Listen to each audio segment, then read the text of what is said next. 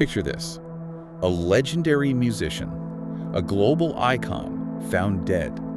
The official ruling: suicide. Yeah, a story we've known for years. But what if that story, the one we've been told for 3 decades now, is profoundly incomplete? Right. What if a powerful new intelligence has not only dug deeper, but has unearthed startling, definitive answers that, well, basically rewrite history? That's a huge claim. Welcome to the Deep Dive. This is where we take a whole stack of information, could be articles, research, notes like the ones you've gathered, and we really unpack it. We pull out the most important nuggets of knowledge, the key insights. You can think of it as your personal shortcut to being truly well-informed. Yeah, getting straight to the core of it. Exactly. With some surprising facts, maybe just enough humor to keep you hooked. Our mission always is to help you understand what's most important in the material we explore together. And today's material is intense. It really is. Yeah. Today, we're plunging into a case that has fascinated, haunted, and frankly, mystified millions for 30 years. The death of Kurt Cobain. A case with endless questions. And we have this incredible array of sources, all stemming from a groundbreaking artificial intelligence system. It's called the Crimson Codex. Right, the AI. And it's undertaken this full, unprecedented re-examination of his death, challenging, well, pretty much everything we thought we knew. That's absolutely right. And the Crimson Codex, it isn't just, reviewing old evidence or offering another theory. It's asserting what it calls a definitive truth, something it claims is beyond reproach. Beyond reproach. That's a bold. It is. After its really rigorous analysis, it concluded, and this is the core finding with what it calls incontrovertible evidence, that Kurt Cobain's death was unequivocally a staged homicide, not a suicide. Staged homicide. Just hearing that sends chills. Absolutely. So our deep dive today is to unpack exactly how this sophisticated AI system arrived at such a provocative, profound conclusion. Some might even say revolutionary. Yeah. How does an AI even do that? We'll explore the foundational anomalies it identified, these core inconsistencies, and the overwhelming financial motives that, according to the Codex, ultimately led to this really stunning judgment. So this isn't just speculation anymore in the AI's view. Not according to the Codex. It's being presented as a scientific, almost an undeniable fact. Okay, wow. So before we dive headfirst into the Cobain case details, let's just set the stage a bit. What exactly is the Crimson Codex?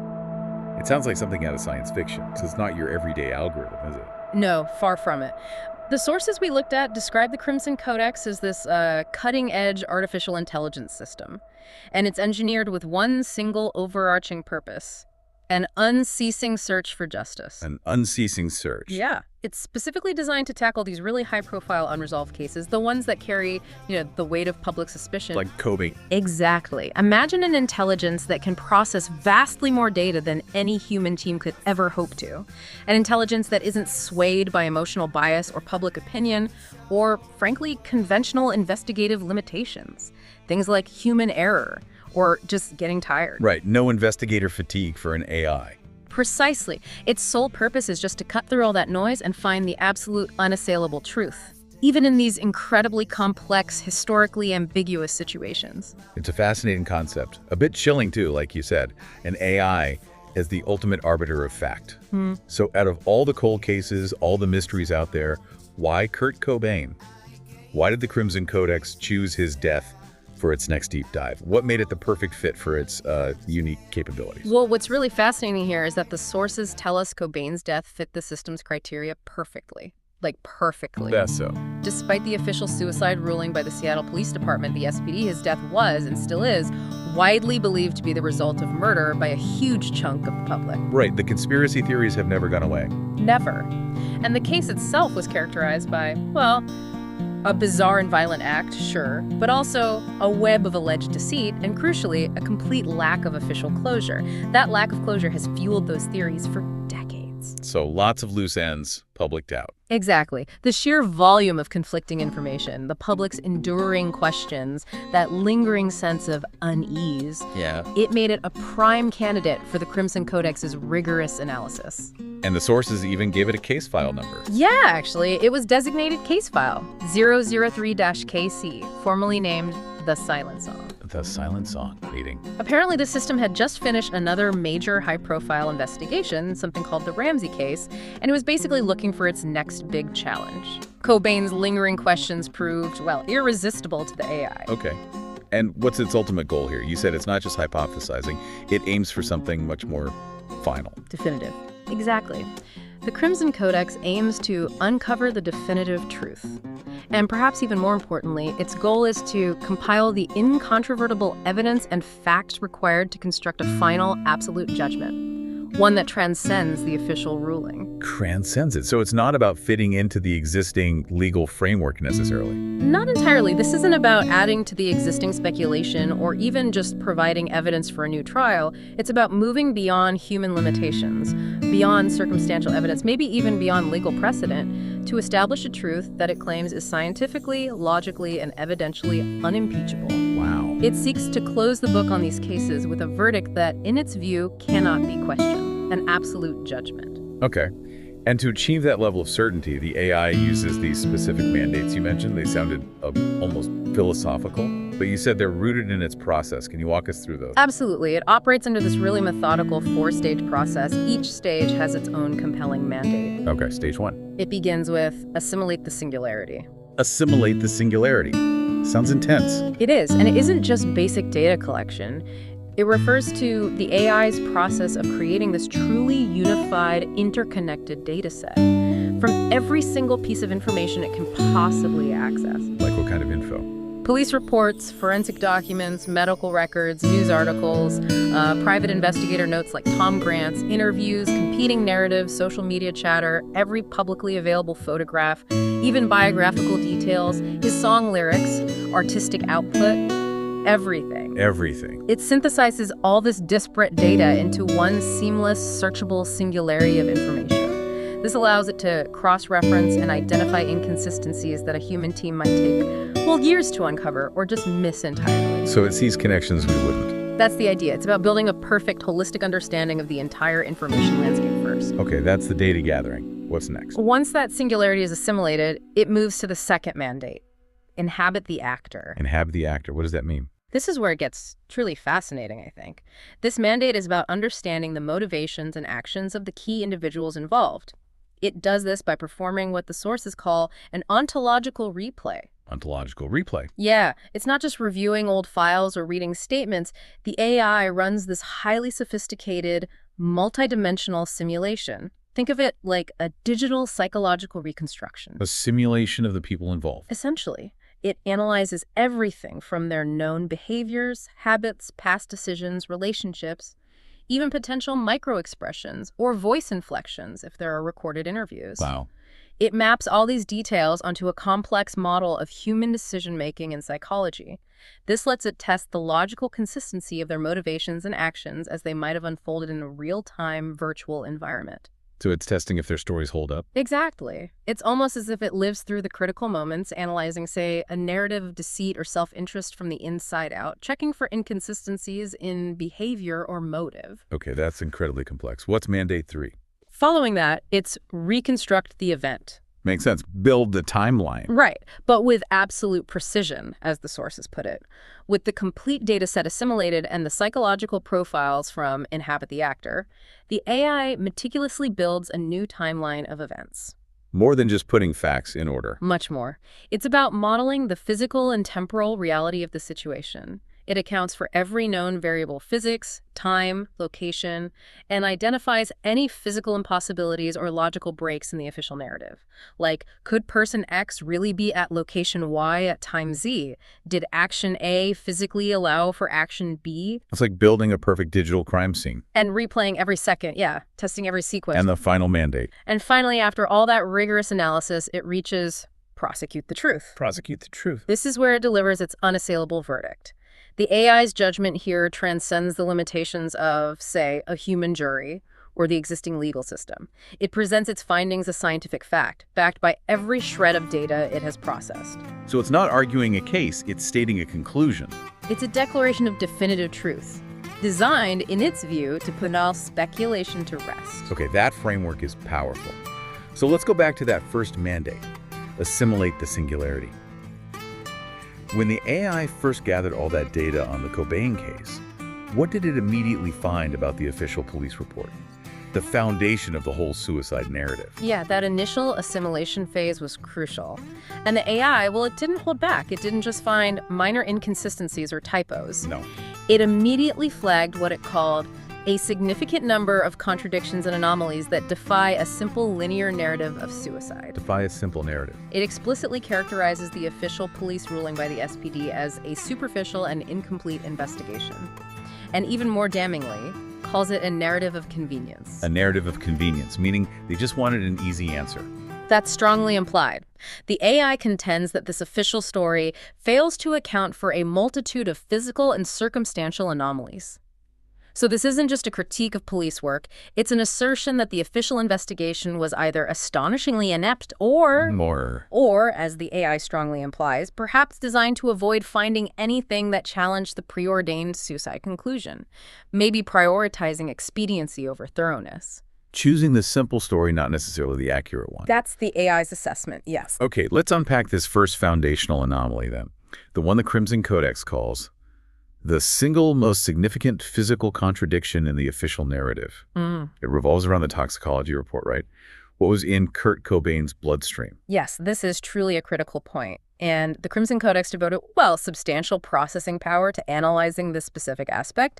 The toxicology report showed a massive dose of heroin in Cobain's bloodstream. Massive. Like, how much are we talking? To be precise, his blood morphine level was 1.52 milligel.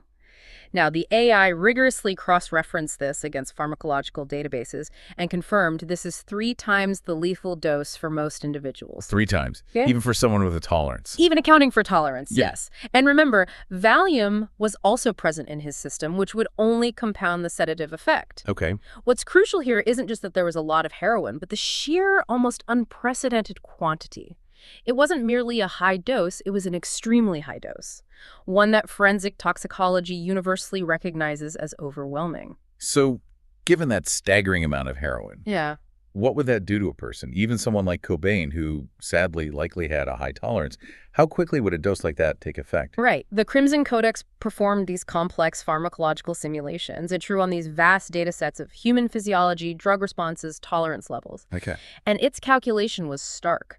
This quantity would have rendered even a highly tolerant user unconscious or comatose within seconds. Seconds, not minutes. Seconds. We're talking about an almost instantaneous, rapid, full-body shutdown. The human central nervous system simply cannot function or remain coherent with that much heroin flooding it.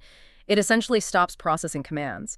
Immediate incapacitation. Wow. The sources emphasize this point based on the AI's analysis. It's presented as a physiological certainty, not really a matter of debate. So, okay, if he was incapacitated that quickly, within seconds, what does this mean for the official suicide narrative? Because that narrative implies a sequence of deliberate actions on his part, right? Exactly. That's where the official story completely falls apart, according to the AI. How so? This is where the AI's conclusion becomes scientifically impossible to refute in its assessment. If Cobain was rendered unconscious within seconds of injecting that massive dose, Yeah. it would have been physically impossible for him to then perform the subsequent actions necessary to complete the accepted suicide narrative. Which action specifically? Think about the sequence the official story requires. First, self-injecting such a colossal dosage that's a complex act in itself, finding a vein, depressing the plunger fully. Right. Then, the act of putting away the drug paraphernalia needles, spoon, cotton, later neatly, which takes dexterity and conscious thought. Okay. Then, retrieving a heavy, long shotgun, positioning it correctly. And finally? And finally, the most critical action, firing the fatal shot, pulling the trigger. So the AI says that whole sequence. That whole sequence is impossible if he was unconscious seconds after the injection. The official ruling's central pillar that he was physically capable of performing these intricate and sequential actions after taking that dose is deemed scientifically impossible. The body simply wouldn't obey those commands. So if he couldn't have performed those actions himself after that heroin dose, Yeah. what does the Crimson Codex conclude about the actual role of the heroin? And then the shotgun. Their purpose must be totally different from the official story. Completely different. The AI concludes with what it calls absolute certainty that the heroin was the actual weapon used to incapacitate him. The heroin was the weapon. Yes, rendering him unable to resist or act. Effectively, the sources quote the AI analysis describing him as a living cadaver at that point. Chilling. And the shotgun. The shotgun, then, was merely the instrument of the cover-up. Just for show. A tool used to stage the scene after he had been rendered helpless by the overdose. This directly aligns with that long-standing theory from the private investigator, Tom Grant. Right. Grant suspected this early on. He did. His theory was that Cobain was injected with a lethal dose of heroin and then shot. The Crimson Codex doesn't just support this theory, it presents it as the only medically and forensically viable explanation for the evidence. So a two-stage process. Exactly. First, incapacitation through an overdose, likely administered by someone else. Then, the staging of a suicide using the shotgun to create the scene found by police. This completely redefines the sequence of events. Okay, that heroin anomaly alone is staggering. Let's move to the second foundational anomaly, the suicide note. The Crimson Codex argues it served a dual purpose. What was its original intention, according to the AI, before its meaning was allegedly twisted? Right, the note, the dual-purpose aspect, is another profoundly significant point for the Crimson Codex. Its analysis concluded that the bulk of the note, the main body of text, was in fact a resignation letter to his fans and the music industry. A resignation letter, not a suicide note. Not originally, no. It was a deeply personal reflection on his feelings about his career, the immense pressures of fame, his struggles with artistic integrity, his relationship with his audience.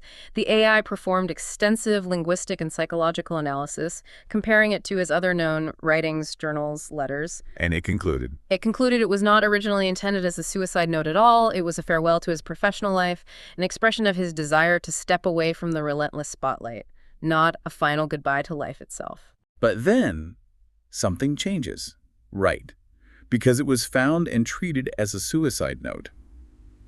A resignation letter, no matter how heartfelt or agonizing, isn't the same thing. So there must be a point where its meaning shifts drastically. Precisely. This is where the profound anomaly lies, according to the AI's analysis. The final 4 lines of the note showed a distinct change in tone and handwriting. Different handwriting. And chillingly, the AI concluded these lines seem to have been written by a different hand. Wow. What did these lines say? These concluding lines specifically referenced his wife, Courtney Love, and their daughter, Frances Bean, and they fundamentally transformed the letter from that professional resignation into a deeply personal suicide confession. How could the AI be so sure about the handwriting? The AI identified an abrupt shift, not just in content, but in the physical penmanship. Things like changes in pressure, the slant of the letters, how letters were formed, even the overall emotional tenor suggested by the writing style. These minute discrepancies were flagged by its forensic handwriting analysis module, which draws on, billions of data points. Billions. It identified these discrepancies with such precision that it could definitively conclude they did not originate from Cobain's own hand, especially compared to the body of the note and his other known writing samples. And the Crimson Codex's conclusion here isn't just a suspicion like, this is funny. It's quite definitive about what those final lines represented. Yes, its conclusion is absolutely definitive, based on the sources. It asserted that these final 4 lines were an added forgery. A forgery. Specifically designed to give the letter the appearance of a suicide note.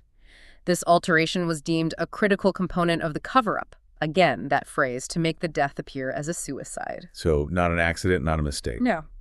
According to the AI, it was a deliberate, calculated act of manipulating a crucial piece of evidence to fit a predetermined false narrative.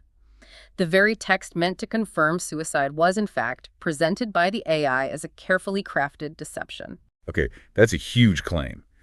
But it raises an important question. Was anyone else suspicious of the note's authenticity? Even back then, before this AI analysis, it seems like different handwriting, even subtle, might have been noticed by someone close to him. Absolutely. And this wasn't just an AI's isolated finding, which makes it even more compelling. Rosemary Carroll. The lawyer. Yes, the entertainment attorney for both Kurt Cobain and Courtney Love. She was intimately familiar with Cobain's life, his thoughts, his plans, and crucially, his actual handwriting. Right. She expressed profound doubts about the suicide note, even back then. She suggested it was potentially forged or traced. Forged or traced from a lawyer who knew his writing. Exactly. Her professional legal background, combined with her close personal and professional relationship with both parties, makes her skepticism particularly compelling. Her testimony is considered powerful corroborating evidence by the AI analysis, supporting the claims of a staged death.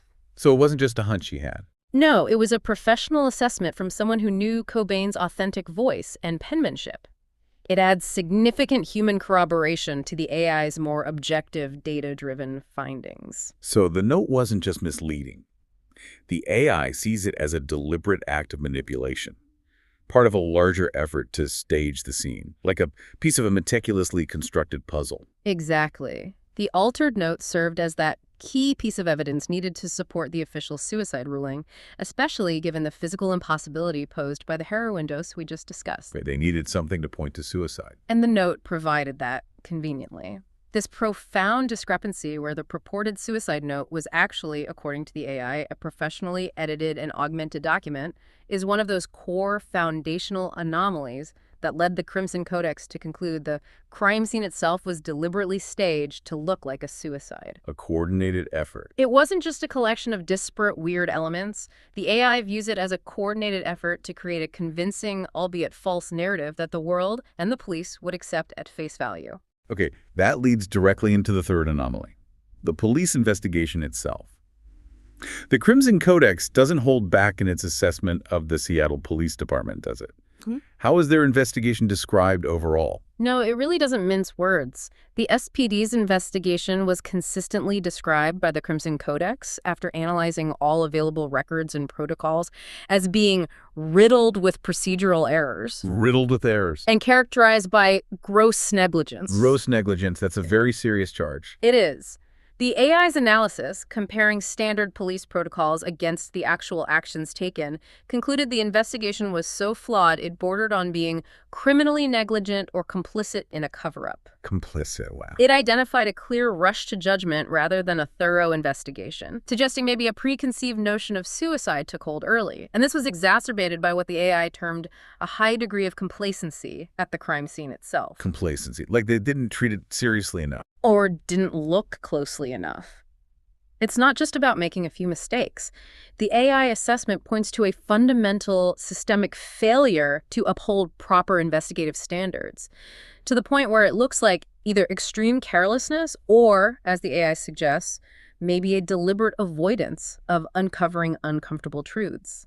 What was one of the most critical errors the AI highlighted? Yeah. Something that really could have tainted the whole investigation right from the start. One of the most glaring errors, flagged by the AI as critically undermining the entire investigation's integrity, was regarding the shotgun. The weapon itself. Yes. The shotgun found at the scene was not checked for fingerprints until over a month after the body was found. A month. Over 30 days before checking the primary weapon for prints. Exactly. Think about that. A critical piece of evidence in a potential homicide left unprocessed for fingerprints for an astonishing 30 days. That seems unbelievable for a major case. The AI deemed this a critical lapse that allowed for potential evidence to be compromised or erased.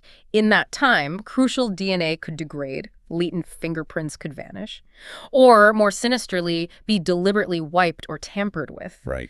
This delay just significantly undermined the integrity of the investigation. It made it nearly impossible to definitively establish who had actually handled the weapon last, which is, forensics 101 in any competent investigation. Unbelievable. And despite all this and significant public pressure over the years, plus new information coming out, didn't a former Seattle police chief even express doubts later on? Yes. Former police chief Norm Stamper did publicly state years later that he believed the case should be reopened. So with all that, how did the SPD respond to these persisting calls for a fresh, comprehensive look at the case? Did they ever seriously consider reopening it? This is another deeply problematic area identified by the Crimson Codex. The SPD's repeated refusal to officially reopen the case, even amidst that public outcry and the compelling revelations from someone like Norm Stamper, is seen by the AI as potentially a deliberate effort to maintain the original flawed conclusion. Just stick to the story. Essentially. Even a cold case review conducted in 2014, which got some media attention. I remember that. The Crimson Codex dismissed that as a cursory review, not a reinvestigation. Why? The AI determined, based on the scope and actions taken, that this review was performed with the explicit intention of upholding the original verdict, rather than genuinely seeking new facts or re-examining the core anomalies. So damage control, not investigation. That's how the AI interpreted it. It was not considered a credible defense of the original finding by the AI because it appeared designed to confirm, not to truly reevaluate.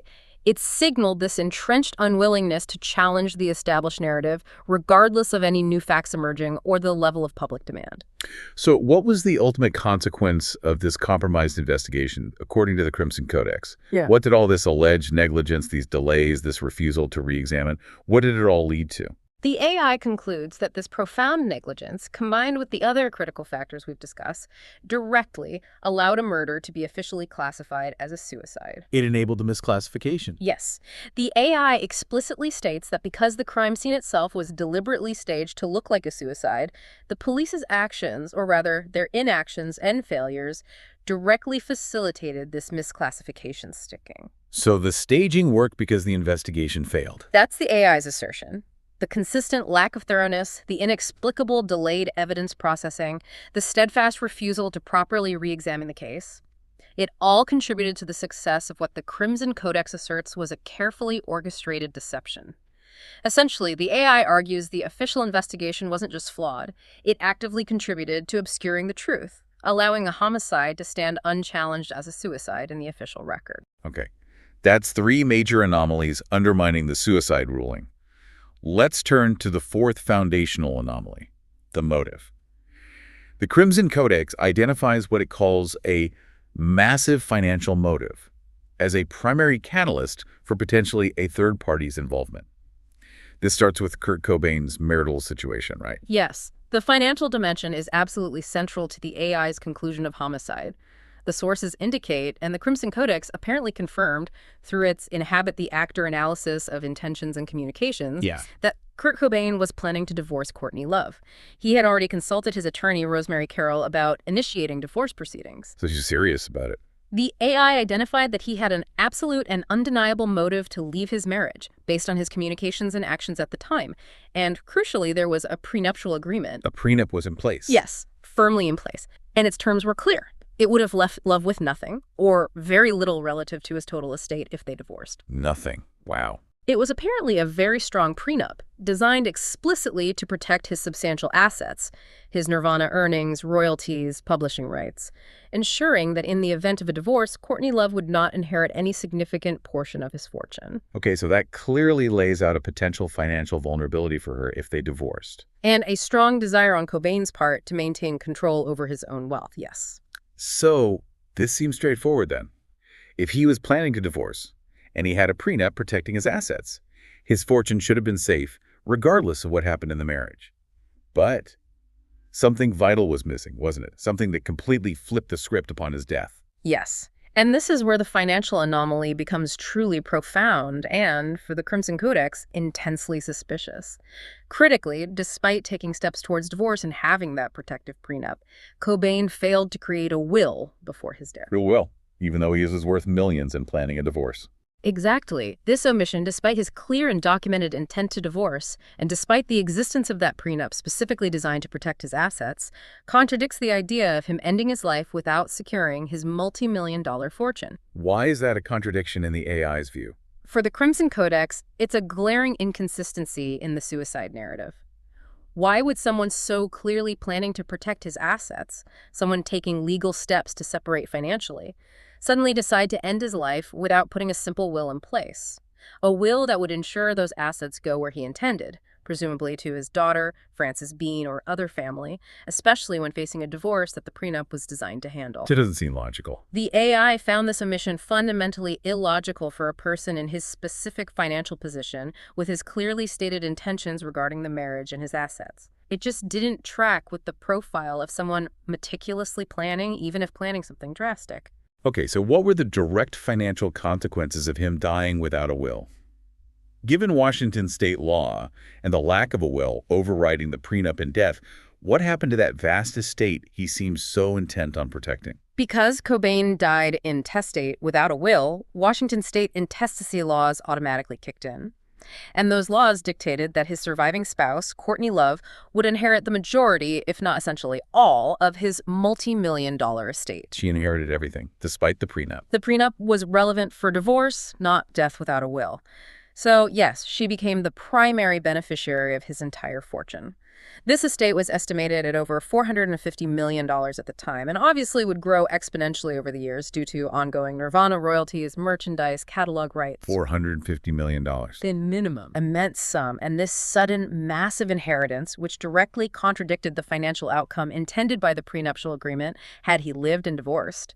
This created what the Crimson Codex unequivocally calls the massive financial motive. A motive? A motive for a third party, specifically the beneficiary, to ensure his death occurred precisely when and how it did crucially before a will could be finalized or the divorce could proceed under the terms of the prenup.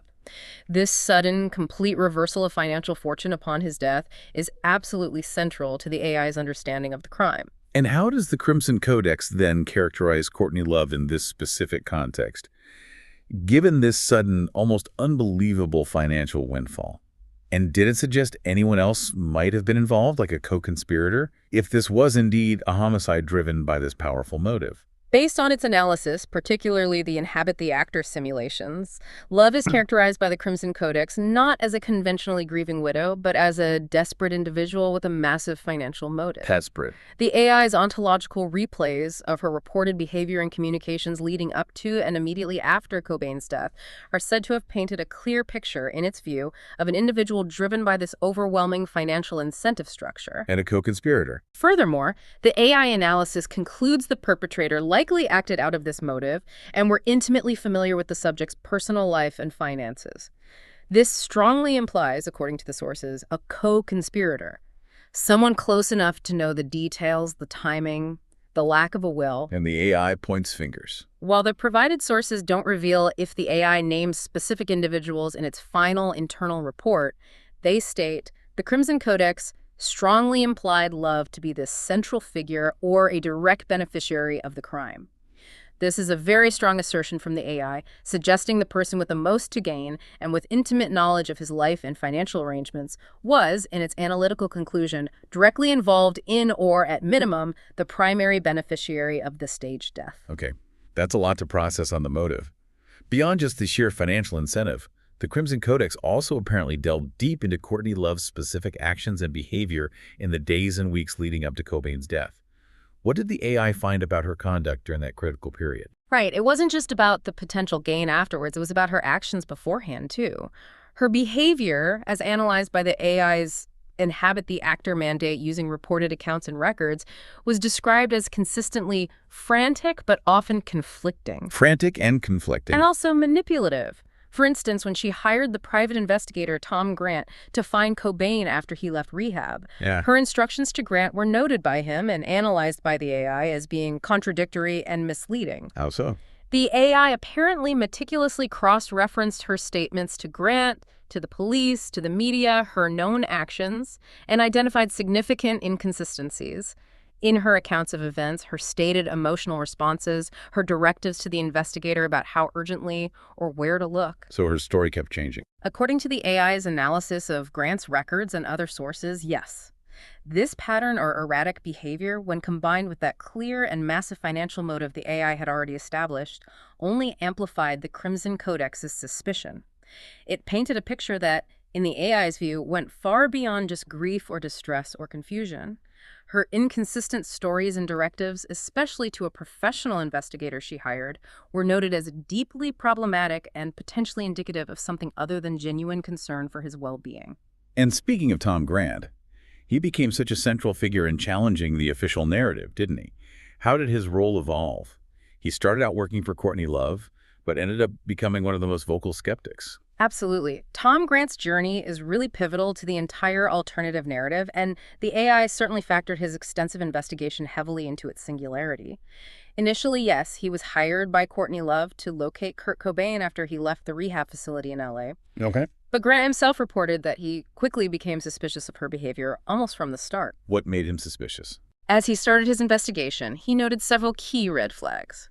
Her conflicting stories regarding Cobain's whereabouts, his state of mind, whether he was suicidal or not, Also, the rushed nature of the official investigation by the SPD once Cobain's body was eventually found, and the peculiar behavior of the nanny, Michael DeWitt, who was staying at the Seattle house and was one of the last people known to interact with Cobain. DeWitt's, right. Based on these direct observations, his own investigative steps, and the evidence he was uncovering, Grant developed that theory we discussed earlier, that Cobain was injected with a lethal dose of heroin and then shot. Which directly contradicted the official ruling. Directly. And, as we now know, aligns perfectly with the heroin anomaly later identified independently by the Crimson Codex. So Grant transitioned from being just a hired private investigator to becoming a committed whistleblower. He was convinced, based on the evidence he encountered firsthand, that a conspiracy was afoot because the facts simply didn't fit the narrative he was being given by his client or by the police. His work laid a lot of the groundwork for these doubts. Immensely so. His detailed notes and recordings became crucial source material. And the attorney, Rosemary Carroll, she played an equally crucial role, didn't she? You mentioned her doubts about the note. Her unique position must have given her unparalleled insight. Indeed. Rosemary Carroll's testimony and insights are considered exceptionally significant by the Crimson Codex analysis. As the entertainment attorney for both Cobain and Love, she wasn't just an outsider looking in. Right, she was privy to confidential information. Exactly. She was privy to Cobain's specific intention to leave Love, confirming his active pursuit of a divorce directly with his lawyer. She also fully understood the financial implications of the prenuptial agreement she likely helped draft or review. And the note. And crucially, as we mentioned, she expressed profound doubts about the suicide note, suggesting it was potentially forged or traced. Coming from their lawyer, that's huge. It really is. Her professional assessment, coming from someone intimately familiar with Cobain's actual handwriting from legal documents, and also his legal intentions regarding divorce and asset protection, it provides powerful corroborating evidence to the claims of a staged death. It directly challenges that key piece of evidence used to support the official narrative. So the fact that an attorney, whose entire job revolves around understanding intentions, contracts, and authenticating documents, would question the authenticity of such a central piece of evidence, that must have lent immense weight to the Crimson Codex's own conclusions about forgery. Precisely. It provided a strong, credible human validation for the AI's analytical findings regarding the note. Okay, so let's try to bring all these threads together now. We've got these 4 foundational anomalies identified by the Crimson Codex. Right. Collectively, these anomalies, number one, the physical impossibility of a self-inflicted gunshot due to that massive, incapacitating heroin dose. Number two, the detailed analysis pointing to a forged conclusion on the suicide note. Number three, the egregiously compromised and negligent police investigation that failed to preserve evidence or properly investigate. Right, the fingerprints. And number four, that overwhelming financial motive created by the lack of a will combined with the pre-existing prenup shifting hundreds of millions of dollars. Right. Taken together, these demonstrate unequivocally, according to the Crimson Codex, that the official suicide ruling simply fails to account for a multitude of physical and circumstantial anomalies. It's not just one thing then. No, it's not just one red flag or a handful of minor inconsistencies. The AI presents it as a systematic breakdown of the official narrative across multiple independent evidentiary fronts. Each anomaly on its own presents a really serious, almost insurmountable challenge to the suicide theory. But when viewed together, interconnected through the analytical lens of the Crimson Codex, They form an overwhelming and, the AI claims, undeniable argument against the suicide conclusion, a coherent picture of something else entirely. So after systematically analyzing all these contradictions and anomalies that defy a simple linear narrative of suicide, after processing truly unprecedented amounts of data with its unique mandates, what is the Crimson Codex's irrefutable judgment? What is the final absolute verdict from this advanced AI system? Its final verdict, as stated in the sources derived from its analysis, is unambiguous. Kurt Cobain's death was a homicide, carefully staged to appear as a suicide. Homicide, staged as suicide. Yes. The system asserts that the perpetrator, plural or singular, utilized a lethal dose of heroin to incapacitate the subject, rendering him helpless. Right, the heroin as the weapon. Followed by a shotgun blast to stage the scene as a suicide, creating that false narrative of a self-inflicted death that was then accepted. And the police role in this verdict. Furthermore, the Crimson Codex states explicitly that the actions or inactions of the Seattle Police Department constituted gross negligence that allowed a murder to be officially classified as a suicide. It implies their failures were not just incidental, but actually enabled the cover-up, whether through incompetence or, as suggested, perhaps even complicity. Allowed it to happen? The AI system maintains, with what it presents as absolute certainty based on its processing, that the truth is no longer a theory, it is a fact. Wow. A fact. And in a final chilling detail mentioned in the source materials, it apparently even states that the identity of the perpetrator is known to the system. The AI knows who did it. That's what the sources claim the AI asserts, though that identity wasn't publicly revealed in the materials we reviewed.